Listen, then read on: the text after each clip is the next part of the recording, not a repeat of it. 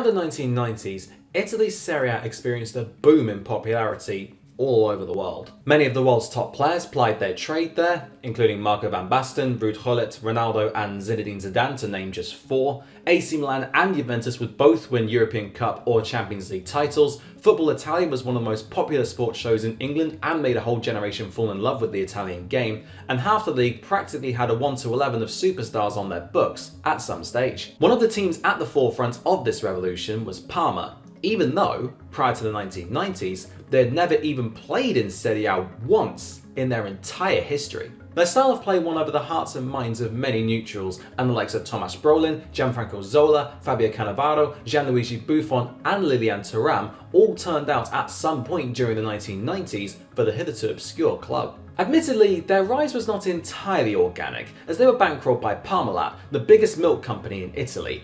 And no, the use of the word organic was not meant to imply some kind of milk pun, but they came across as a sustainable and exciting team who would pick up plenty of silverware. What's more, Parma's success, in tandem, benefited Parmalat, as not only were they sponsoring and owning the club at a time when Serie A was a global phenomenon, but Parma also competed in European competitions, thus spreading the word of the milk company even further. However, it all came crashing down in 2003 when one of the biggest fraud scandals in global history, which had been carried out over the previous 13 years, was exposed. Parmalat were the architects of this mass fraud, and both they and Parma collapsed into separate bankruptcies once the scandal broke, and neither have been able to return to their glory days in the years since, with the latter even going through a second bankruptcy in the mid-2010s. But how did all of this happen? Well, that's exactly what we're going to find out in today's video, looking at the history of both Parma and Parmalat, the latter's ownership of the former during the 90s and early 2000s, the scandal itself, and the consequences following its exposure to the wider world, as part of my The Story Of series. I haven't done one of these videos in a while, so I thought why not bring it back with the story about a global fraud. If you go on to enjoy this video, of course, please don't forget to smash the like button and subscribe to the channel if you haven't done so already, and check out all of the other The Story Of videos that I have done,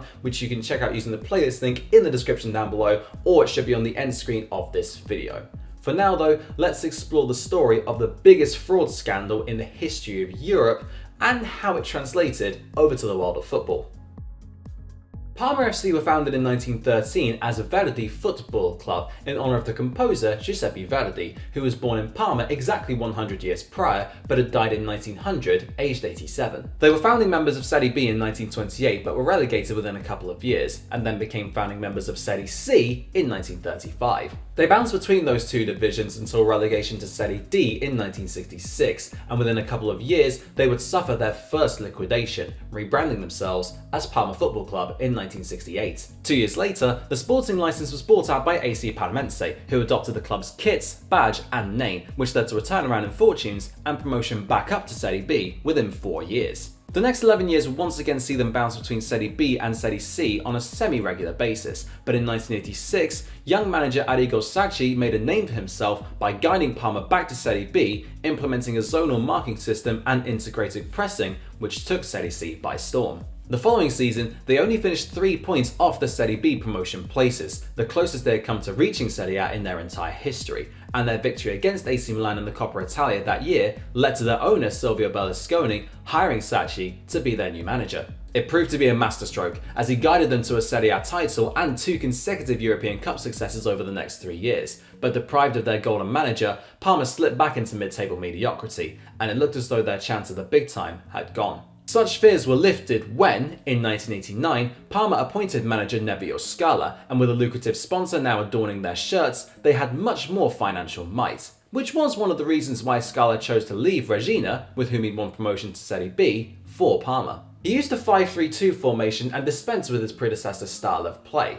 And it worked, as they managed to finish in 4th place, the final promotion spot, thanks to a 2-0 win over Scala's former club. Sadly, club president Ernesto Cerezzini, who had been in the role for 14 years, wouldn't be able to see their promotion, as he passed away a matter of months before it was sealed. However, inasmuch as this was obviously a tragedy, his passing would also turn out to be a blessing in disguise, as the lucrative sponsor I mentioned earlier decided it was worthwhile buying out a 98% share in the club within a year.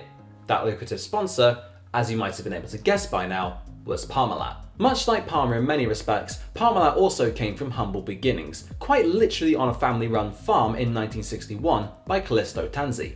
A college dropout, Tanzi took over the family business following the death of his father and decided to switch it from focusing on ham to milk and dairy products instead. The official founding of Parmalat as a dairy company came in 1963, when they started supplying milk to the people of Parma, and by 1966 it had become the first branded nationwide milk supplier in Italy. That year, keen to expand the business even more, Tanzi came up with a new idea. Give fresh milk treatment to ultra-high temperatures, which would mean that, along with the type of packaging it was stored in, it could last for 6 months without needing to be refrigerated. Thus, the first type of UHT milk was born, and it led to Parmalat exploding in popularity. They moved into countries such as neighbouring France and Germany, as well as further afield nations like Brazil and America, with product ranges also being expanded to include new types of cheeses, butters, and desserts. Alongside this, they became the sponsor of the Brabham F1 team in 1978, remaining so for 6 years, and sponsoring cars driven by the likes of Riccardo Patrese, Niki Lauda, and Nelson Piquet, the latter of whom won his first F1 championship in 1981, whilst Parmalat were the team's main backer. This led to revenue surging through the roof. In 1970, they turned over 6 billion Italian lira, equivalent to about $9.6 million at the time, but within 10 years, that had increased nearly 50-fold to 280 billion Italian lira, equivalent to 154 million pounds at the time, and roughly 844 million pounds nowadays. However, progress came to a shuddering halt in April 1986, as Parmalat's expansion into Eastern Europe failed, albeit through no fault of their own. Tanzi wanted to move into the region for a while, as he believed the USSR would soon collapse, thus leaving the Eastern European market wide open for capitalist businesses. So he borrowed large sums of money to purchase vast swathes of agricultural land in Ukraine.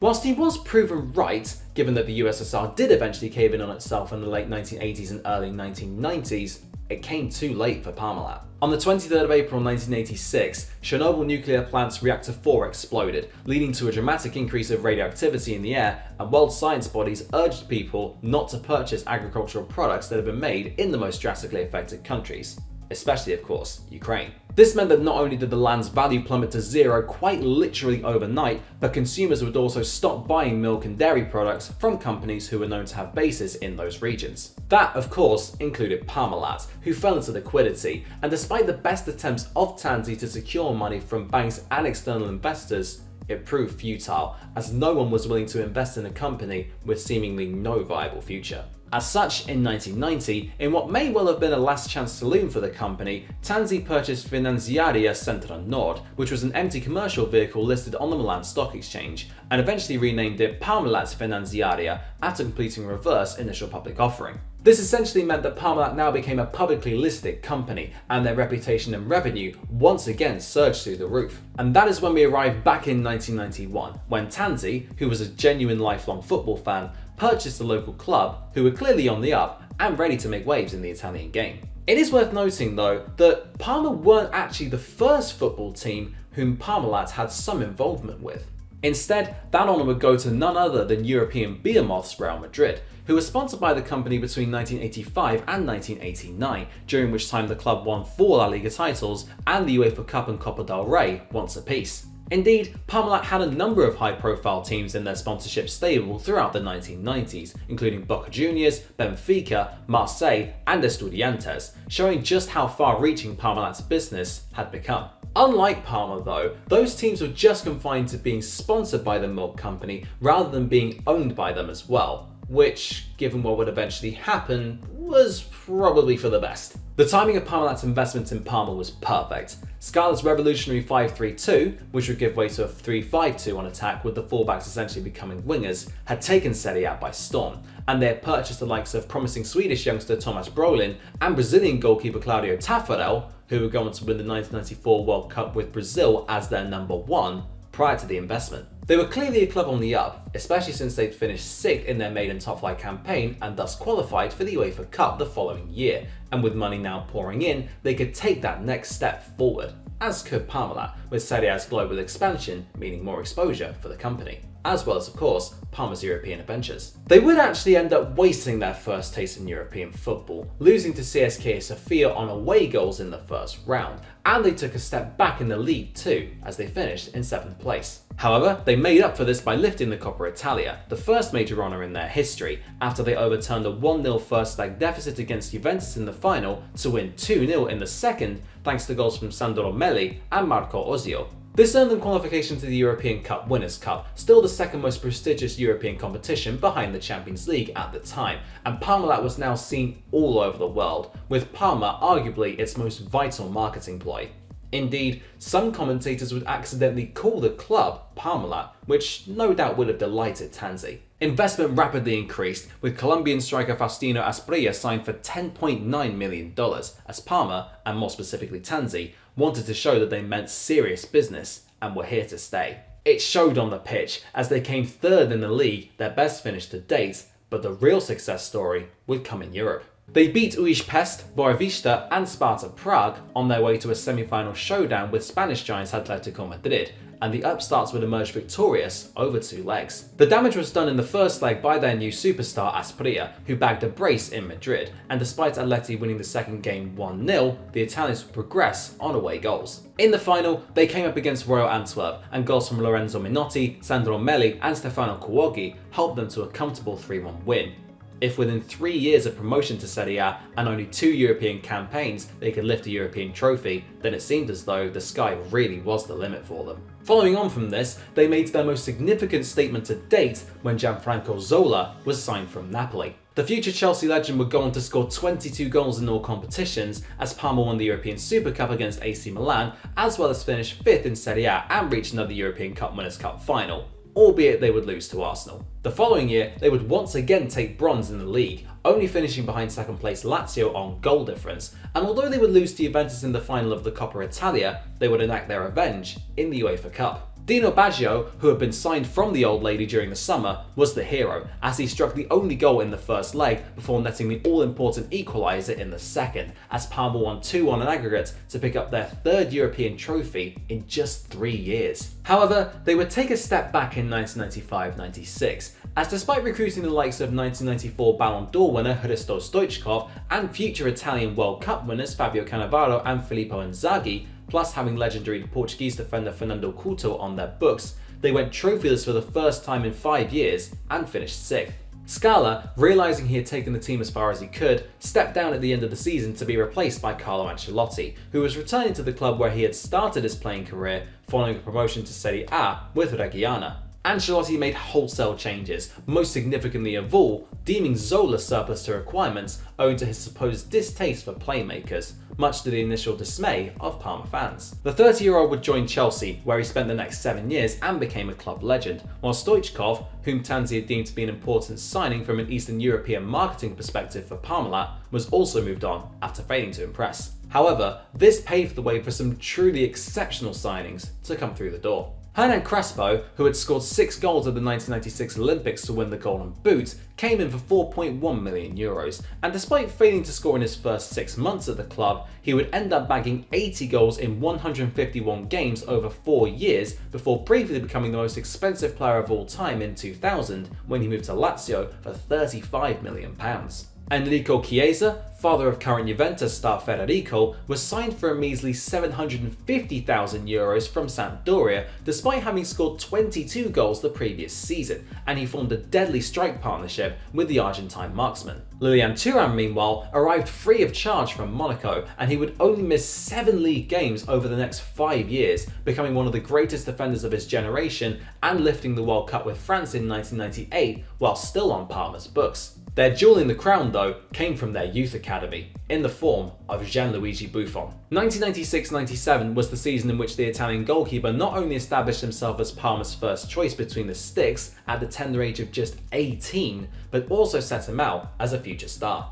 Those beliefs would prove correct, as Buffon spent 5 excellent years at Parma before moving to Juventus in 2001 for a world record fee for a goalkeeper of £31 million, where he would spend 17 glorious years winning almost everything on offer to him, as well as the World Cup with Italy in 2006. Remarkably, he is still going strong back at Parma, aged 45 at this point, with a contract set to run until next year. Much like most other Serie A teams, Parma now had a full squad of superstars and a perfect blend of youth and experience, leading to many neutrals taking a shine to them. It almost paid dividends, as despite falling at the first hurdle in the UEFA Cup, they pushed Juventus all the way in the league, but they would lose out by just 2 points. No matter, it was still the highest league finish in their entire history, and it finally earned them qualification to the Champions League. Sadly, it wouldn't go as planned, as they crashed out in the group stages despite finishing second in their group behind reigning champions Borussia Dortmund, but they had the lowest number of points out of all the teams who finished second in their respective groups, with only 2 of 6 making it through.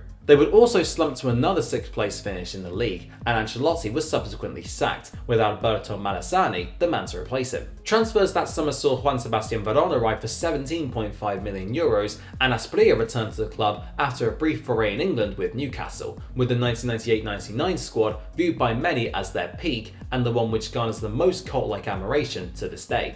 Admittedly, that season they did finish some 15 points behind champions Milan, but they still came in 4th and were playing the qualification rounds of the Champions League the following year.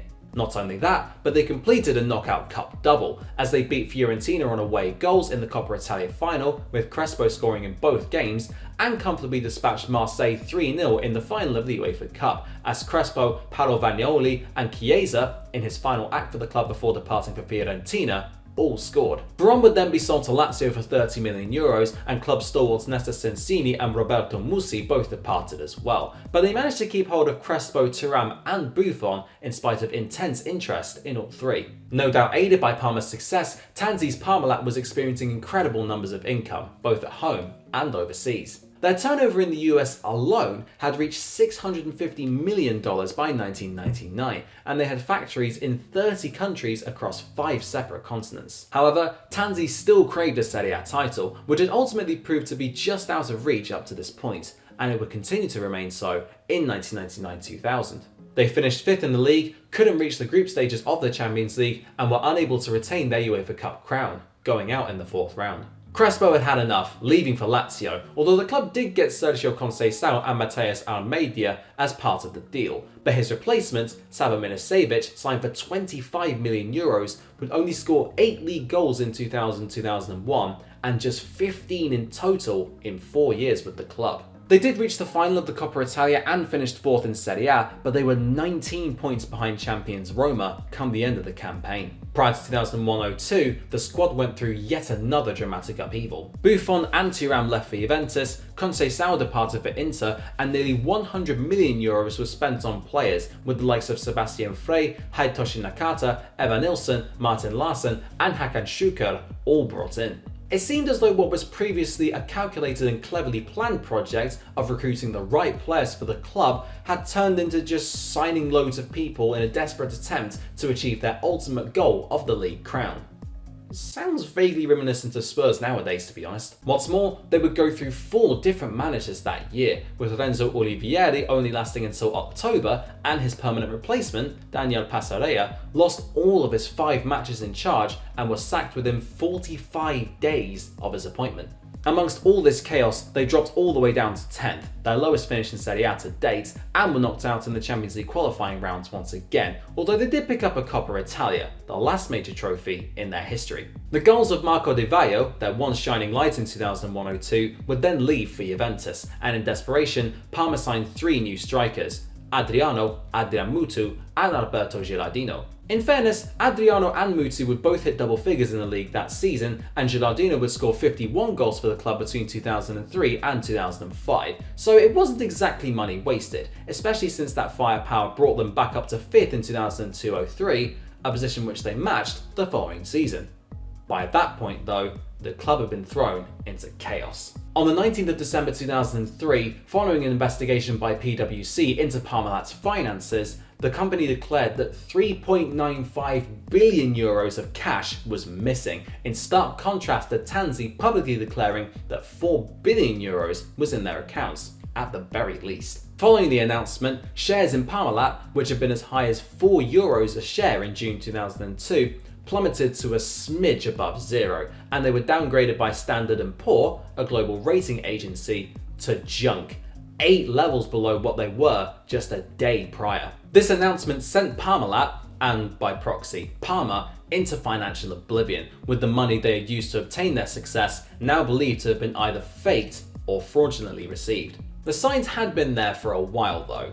Following an analysis conducted by Merrill Lynch analysts in December 2002, which put Parmalat at a sell rating owing to their supposed reticence to publish their debts publicly and continued reliance on the debt markets to stay afloat, shares fell by 40% over the coming few months. However, they were the only analysts out of the 29 that conducted an investigation into them that branded Parmalat at sell, with 21 of them putting them at buy, and all of them missing Tanzi's fraudulent schemes, which we'll get onto in a minute. A withdrawal of a €300 million bond issuance by Tanzi, which saw him fire the company's CFO Fausto Tonna, who had publicly announced the issuance, also sparked concerns, and in November 2003, Deloitte and Touche refused to sign off Parmalat's half-year financial reports. The final straw came just 11 days before the scandal was publicly exposed, when despite having that reported 4 billion euros worth of cash in their accounts, they defaulted on a 150 million euro bond payment.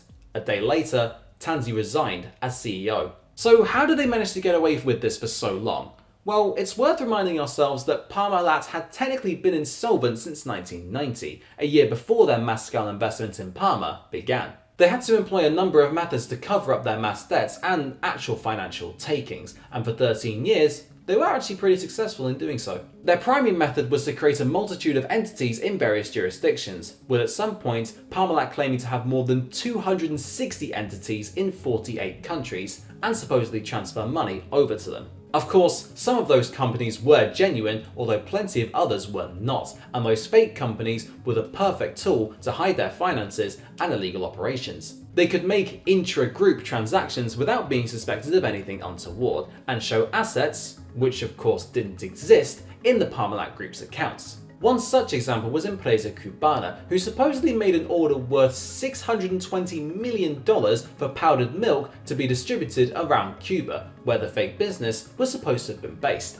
That would have meant that every single person living in Cuba would have had to drink 250 litres of powdered milk every year if that order was to be upheld and prove financially successful. Admittedly, I did get that particular comparison from a YouTube channel named Deeper Globalism. I'll be sure to leave their video in the description for you to check it out, as it was a pretty useful source of research for this video. They would also invent contracts to raise funds and duplicate invoices when their products were sold to a supermarket or retailer, meaning that they could report increased revenue and use those invoices as a bargaining tool with which to obtain loans, thus increasing their cash assets. This became known as a double billing scheme, and it was reported, by a Parmalat employee no less, that up to 300 of their staff were aware of it. As is seemingly par for the course with any fraudulent scheme, offshore accounts in various tax havens were set up, most notably Parmalat in the Cayman Islands. The Bank of America's revelation that Parmalat didn't actually exist in December 2003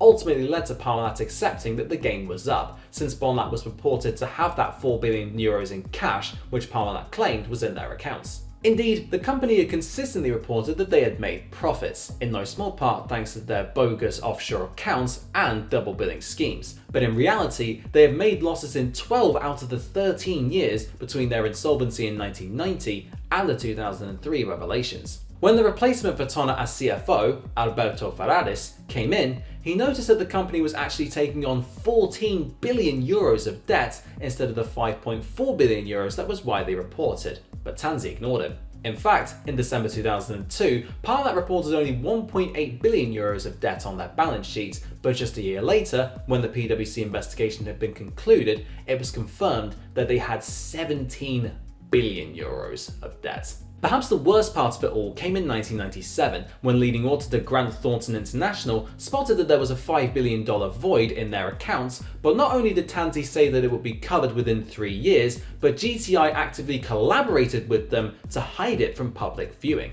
As with most corrupt individuals, Tanzi put a large amount of the money that was made from these fraudulent schemes towards his own personal use, with around €1 billion going to himself and 16 other individuals who were actively colluding in the scheme, and they had apparently defrauded no fewer than 38,000 small investors during the course of those 13 years. I could go on, but I think you get the idea. When the news broke, the company immediately went into administration, hiring financial expert Enrico Bondi to look after their accounts. In the meantime, staff desperately tried to remove any evidence of these illicit transactions, but it was too little too late, and Parmalat collapsed, filing for bankruptcy on Christmas Eve. 3 days later, Tanzi was arrested. In 2008, he was sentenced to 10 years in prison for false accounting and market rigging, with Tonna given a 2.5-year sentence for creating the web of fake offshore subsidiaries. However, in 2010, the former sentence was extended to 18 years and the latter's to 14, and the court also ordered former Parmalat executives to repay the company €2 billion. Tanzi would only actually serve 2 of those years in jail, with the rest of them seeing him placed under house arrest. He died on the 1st of January 2022, aged 83, with 6 years of that sentence still to run.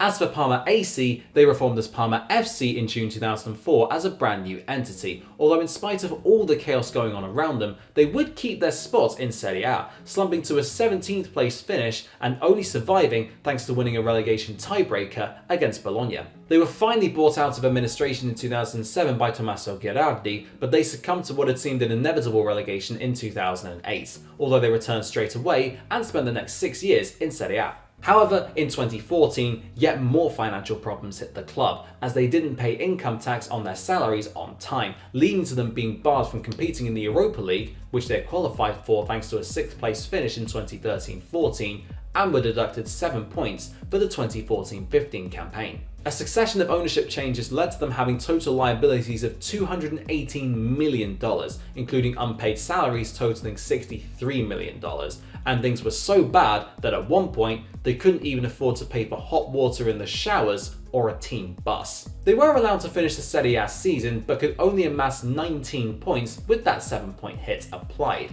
and at the end of the year, the club announced that they had gone into bankruptcy once more. They relinquished their professional status, were relegated all the way down to Serie D, and rebranded themselves as Parma Calcio in 1913, in honour of the club's original founding day. 3 consecutive promotions took them back to Serie A, but in 2020-21 they won just 3 games all season and amassed just 20 points to finish stone dead last in the league once more. They're still in Serie B now, currently sitting in 6th as of the time of this recording, but having been deducted 1 point for failing to pay their income tax on their salaries again in February. In conclusion, a web of lies and frauds, arguably the most complex in European history, not only had implications in the world of business, but also in the world of football, simply as a result of one man desperately trying to hide his company's failings in as many illegal ways as he could, harming investors, destroying companies, and, eventually, leading to his own demise. Parma retained their cult status from the 1990s thanks to the squad they had and their free-flowing style of play. But realistically, that success was built, albeit probably through not much fault on the club's part, on lies and ultimately fake money in an attempt to boost sales for a company that didn't really have much real money whatsoever. Would they have achieved as much as they did without Parmalat? Probably not. But simultaneously, would they have gone into financial oblivion twice had they not taken control of the club? Again, probably not. But in spite of all the hardship they've been through, they are still going, albeit as yet another new entity, and the fans still have a club they can be proud of, even if a return to those heady days seems a long way away right now. And that just about wraps up today's video, looking at the story of Parma and Parmalat and how the latter's ownership of the former ultimately led to their club's demise because of a massive fraud scheme. If you enjoyed this video, of course, please don't forget, hit the like button, subscribe to the channel if you haven't done so already. You can ring the notification bell to be notified whenever I upload a video straight away. And you can check out all of my other The Story of videos, as I said at the start of this video, using the playlist link that should be on screen somewhere around here or in the description down below. Thank you very much for watching, and until next time, I'll see you then.